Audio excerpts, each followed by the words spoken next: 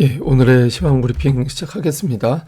삼성전자가 엔비디아 공급할 것 같다, 또 이런 기사가 나오면서 삼성전자가 시장 분위기를 주도를 했고, 그리고 또 알테오젠이 이제 특허 관련해서 큰 문제 없다, 이런 자신감을 표명하는 그런 보도들이 나왔죠. 이것도 역시 코스닥을 끌어올리는 그런 역할을 했고요. 그리고 아시아 증시가 전반적으로 강했는데 미국 재무장관의 벤센트가 지명됐다라는 보도가 나오면서 친시장적인 인사다, 이런 평가가 나온 점, 이것도 역시 긍정적으로 작동을 했습니다. 뭐 2차 전지, 반도체, 조선 부품. 근데 오늘 뭐 상승한 종목이 워낙 많았기 때문에 특별하게 어느 업종이 강했다라기보다는 이제 전반적으로 강했다, 이렇게 봐야 되겠습니다. 우선 시장에 영향을 준 재료들을 좀 꼽아보면, 첫 번째로는 미국 재무장관의 베센트가 지명이 된 거를 시장에서는 평가를 하는 것 같아요. 이게 왜냐하면 이 사람이 두 가지 우려를 좀 희석시켜 줬다라고 볼 수 있거든요. 우선 이제 그 극단적인 보호무역으로 갈 것 같다, 이런 우려가 있고, 또 미국이 아무래도 부채를 많이 질 것 같다, 채권 발행 많이 하면서 금리가 계속 올라갈 거야, 이런 걱정이 있었거든요. 근데 이 사람이 얼마 전에 이제 기고했던 글에서 보면 트럼프는 결국엔 자유무역주의자라고 생각을 한다, 그런 언급을 한 적이 있었습니다. 그러다 보니까 또 이 사람 성향 자체가 그 헤지펀드 운영하던 사람이잖아요. 그러니까 뭐 보호무역이라든가 이런 것들, 그다음에 주식시장에서는 굉장히 걱정하고 있는 대규모의 국채 발행, 이런 것들이 생각했던 것보다 세게 진행되지는 않을 것 같다. 그러니까 아무래도 재무장관 수장이고 하니까 속도 조절이 좀 되지 않을까? 뭐 극한의 어떤 강한 정책이 나오지는 않을 것 같다, 이렇게 평가가 된 거죠. 그러다 보니까 이제 오늘 아시아 증시가 대체로 상승하는 그런 모습을 보였거든요. 근데 이 사람이 이제 소로스하고 일을 했던 사람이잖아요. 제가 이제 예전에 외환선물 공부한 적이 있어가지고 외환선물도 투자도 가면서 소로스 공부를 되게 많이 했었거든요. 근데 굉장히 재미난 일화들이 많아요. 근데 어쨌든 뭐 그 얘기를 제가 지금 할 수 있는 건 아니니까, 어쨌든 월가에서는 좀 반기는 사람이 됐고, 월가에만 반기는 게 아니라 금리와 달러의 인덱스를 좀 떨어뜨리는 데 역할을 했기 때문에 당장 적어도 오늘 같은 경우는 잘한 지명이구나, 이런 평가가 나왔던 것 같습니다. 그 다음에 이제 국내에서는 역시 삼성전자 재료, 이번에 이제 엔비디아의 진짜 제품을 납품하는 거 아니냐, 그러니까 이런 기대가 나죠. 근데 사실 이게 좀 과장된 측면도 있어요. 뭐 이게 구체적으로 뭐 진짜 저게 뭐 공급이 시작됐다, 임박했다, 이런 보도가 나온 게 아니라 그냥 젠슨 황의 어떤 발언을 굉장히 확대 해석한 그런 측면이 좀 있거든요. 근데 어쨌든 투자자들은 이제 삼성전자의 심리가 한번 좋아져 있다 보니까 이거 어쨌든 뭐나 걸리면 일단 올라가고 봐야지, 뭐 이런 상황이 만들어졌잖아요. 특히 주목해 볼 만한 건 삼성전자가 드디어 21선을 강하게 돌파하면서 그 위로 붕 떠 있는 그런 상황이 만들어졌습니다. 그러니까 계속 저항대였어요, 21선 같은 경우는. 그러니까 여름에 한번 돌파하다가 실패하고 10월 말에도 한번 타진하다가 실패했던 자리인데, 이번에 아예 종가로 그냥 갭으로 떠서 붕 떠서 마감까지 돼버렸잖아요. 그래서 중요한 어떤 계기로 작동을 한 것 같고, 그리고 특히 삼성전자가 월요일마다 많이 올라가는 그런 모습들이 관찰이 되고 있거든요. 그래서 이게 주초에 일단 띄워놓고 보면 하락 쪽 게임하기가 굉장히 어려워집니다. 이게 잘못하다가 주말 넘기고 월요일마다 올려버리면 이거 어떻게 대응할 수도 없겠네, 이래서 하락 플레이하기가 되게 어렵게 되는 측면이 있거든요. 그리고 보시면 거래대금이 오늘 한 2조 원 정도 터졌는데, 그러니까 매도가 적게 나온 날이 아니었단 얘기예요. 근데 그 매도를 좀 잡아먹으면서 끌어올렸다라는 게 되는 거죠. 그래서 기존에 팔던 쪽에서는 계속 팔았던 것 같은데, 이거를 잡아먹을 정도의 굉장히 강한 매수가 유입이 돼서 올라왔다라는 점. 그러니까 이제 삼성전자만 놓고 보면 심리가 많이 계산됐다라는 거는 투자자들이 조금 더 안도할 수 있는 그런 계기가 된 거죠. 그 다음에 이제 알테오젠이 지난주 내내 발목을 잡았고, 제가 특히 이 종목이 빠지든 올라가든 그게 중요한 게 아니라 올라가는 게 더 좋지만 거래대금이 좀 잠식되지 않았으면 좋겠다, 그런 말씀을 드렸잖아요. 근데 어쨌든 오늘 특허에 대해서 확고하게 가지고 있다, 특허 문제 없다, 이런 취지로 회사 쪽에서는 아예 그냥 홈페이지에 올려버렸고, 또 증권사에서는 다 루머다, 이거 제대로 막 그 진실인 적이 없었다, 그래도 매수 기회다, 이런 취지로 이야기를 했거든요.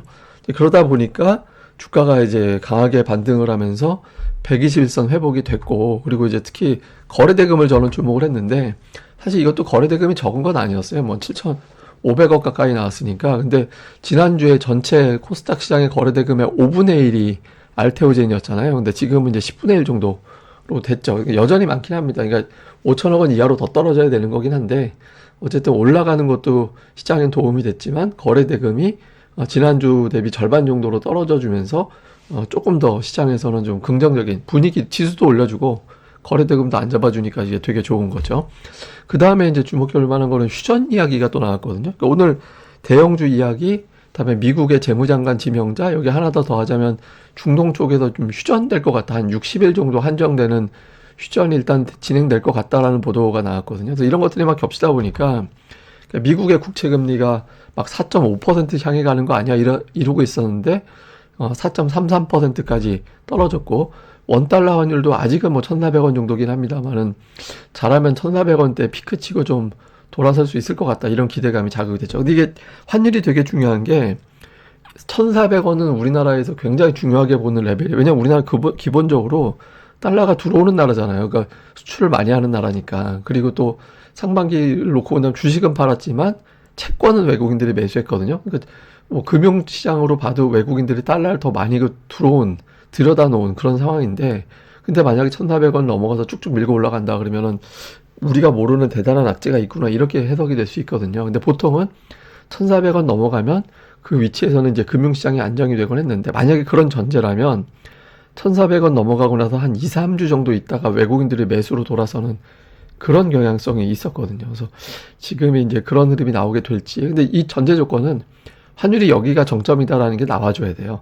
예, 그렇지 않으면 뭐 외국인들 매도가 오히려 더 강해질 수도 있습니다. 그래서 1,400원이 피크가 되는지 이건 좀 계속 추이를 봐야겠습니다.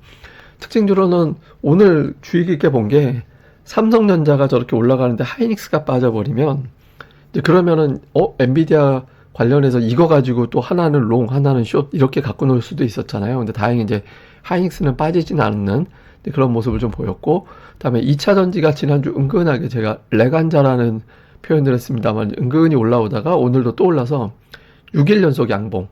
이게 이제 초낙폭주들이 돌아서는 움직임들이 나오는 거거든요. 그래서 이런 흐름이 나오고 있고, 반면에 이제 방산주 같은 경우는 꼬리를 좀 달았는데, 이게 중요한 자리긴 합니다. 방산주 61선이 굉장히 중요한 위치인데, 이 위치까지 일단 내려왔다가 오늘 꼬리 달았거든요. 여기서 마저 이걸 깨느냐, 밀고 올라가냐. 실적만 놓고 보면 뭐 방산주는 되게 좋은데, 시장 흐름상으로는 지수 대비 강했던 종목에서 좀 못 가는 종목으로 넘어가기도 하는 그런 상황이라서 방산주가 어떻게 되는지 이제 좀 요 기준도 봐야 될 것 같고요. 그다음에 뭐 밸류업 관련된 펀드 자금 투입 뭐 이런 등등의 이제 이슈가 있긴 합니다만은, 어쨌든 올라간 종목보다 그동안에 부진했던 종목 쪽으로 가면서 금융주들도 오늘은 뭐 이렇게 썩 좋은 흐름, 뭐 활발한 움직임이 나오진 않았다, 이렇게 봐야겠습니다. 근데 오늘 또 하나의 특징이 뭐였냐면, 최근의 특징이기도 한데, 이게 이제 빨간색 선이 상승 종목수 비율, 올라가면 상승 종목수 비율이 높아지는 거고, 파란색은 지수거든요. 근데 코스닥을 보면 코스닥 지수 대비 상승 종목 비율이 굉장히 좋아요. 이게 어떤 얘기냐면, 그동안에는 대형주가 빠지면 하락 종목수가 같이 확 증가되는 그런 경향이 있었거든요. 근데 지금은 대형주가 빠져도 중소형주는 그냥 상승하거나 버티는 흐름이 나오고 있다라는 거예요. 그래서 좀 알테오젠이 빠진다고 해서 시장이 그렇게 충격을 엄청나게 받거나 그러진 않았다라는 거죠. 근데 어쨌든 시장이 잘 버티기 시작했다라는 점도 다행이고, 이렇게 올라왔는데 지금 아직 ADR이 80 정도밖에 안 됩니다. 그러니까 아직도 과매도권 조금 벗어난 수준이라서 종목 장세 정도는 조금 더 전개될 수는 있을 것 같다, 이렇게 보면 되겠고요.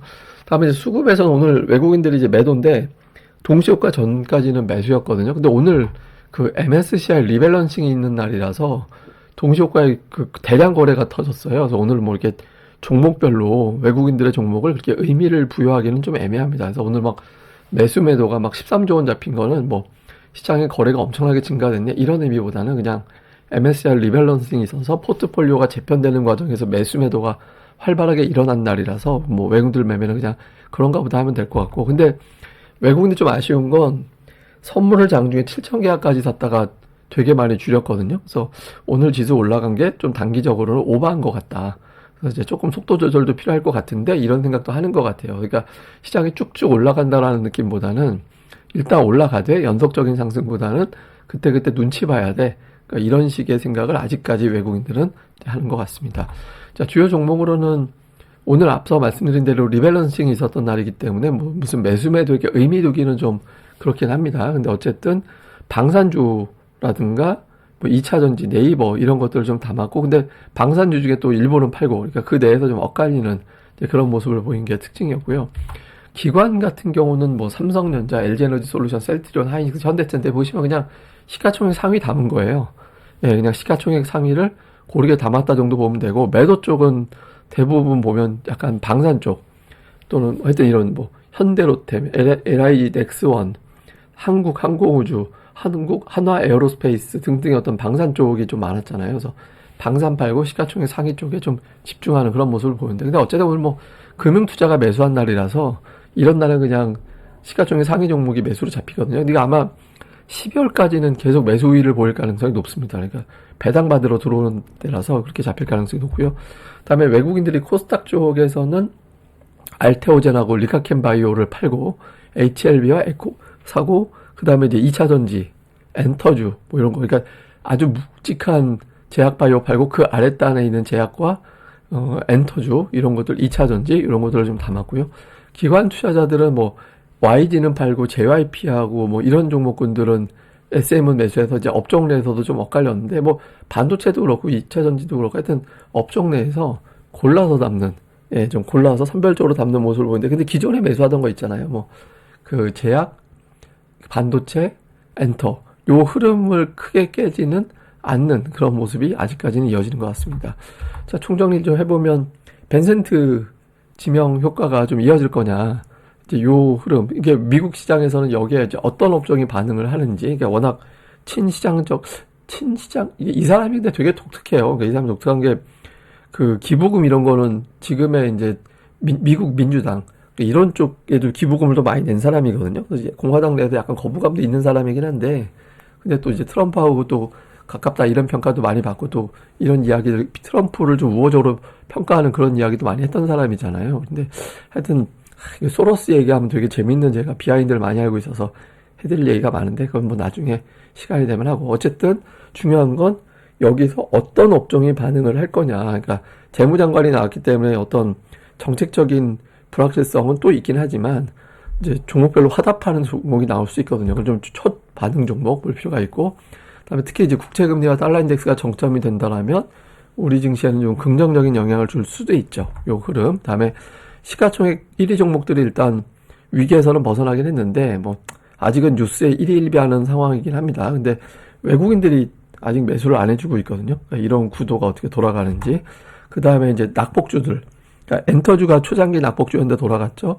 그 다음에 오늘 같은 경우는 이제 지난주부터 엔터주, 2차 전지 이런 것들이 움직이고 있잖아요. 그래서 많이 올라간 종목보다 바닥에서 이렇게 조금씩 돌아서는 이런 종목군들이 나오고 있거든요. 근데 제가 보기에는 이것들과 또 함께 PBR 밴드 하단에 걸려 있는 종목들, 이런 것들도 좀 주목해 봐야 되지 않나 싶거든요. 그래서 이게 뭐 HTS나 아니면 네이버 이런 데서 보면 종목 분석 거기에 PBR 밴드가 나오니까 거기서 한번 찾아보셔서 밴드 하단에 있으면서 수급이 바뀌는 종목군들을 모니터링 해보는 것도 좀 도움이 될 것 같습니다.